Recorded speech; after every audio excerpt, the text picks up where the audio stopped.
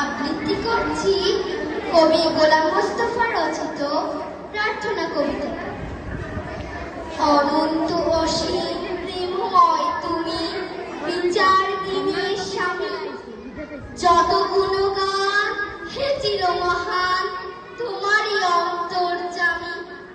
দুলোকে ভুলোকে সবার ছাড়িয়া তোমারই চরণে পড়ি লুটাইয়া, তোমারই সকাশে যাচি হে শপথি তোমারই করুণা গাবি।